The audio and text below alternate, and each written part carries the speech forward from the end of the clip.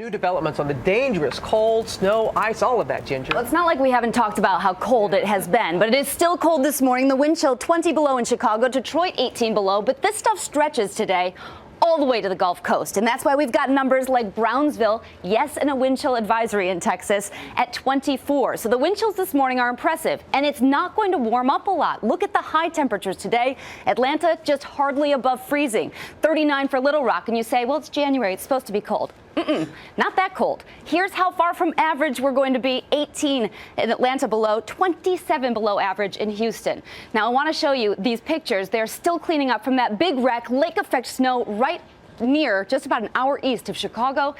And boy, it really took a toll on the roads.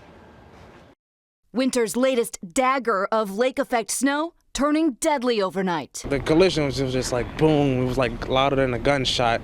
I mean, you heard it, and it was, this is crazy.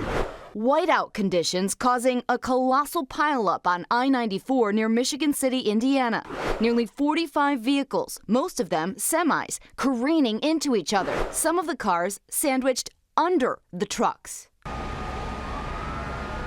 Racing against time and temperatures well below freezing, the frantic search for victims trapped still in their cars lasted well into the night. Firefighters miraculously cutting this man from the wreckage hours after the crash.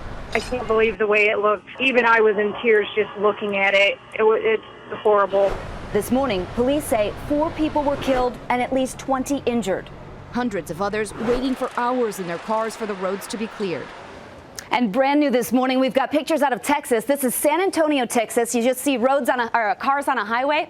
They have actually abandoned their vehicles because there's so much freezing rain. Thank you to KSAT for getting us these pictures. So up to a quarter inch of freezing rain in some places.